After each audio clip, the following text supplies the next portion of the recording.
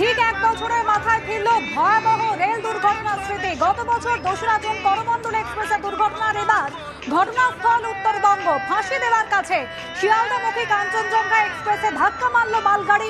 সজোরে যাত্রীবাহী গাড়িটিতে ধাক্কা মারে মালগাড়ি এবং যার ফলে সংঘর্ষের প্রতিঘাতে কাঞ্চনজঙ্ঘা এক্সপ্রেসের পিছনের দুটি কামরা একেবারে উঠে পড়ে মালগাড়ি ইঞ্জিনের ওপরে।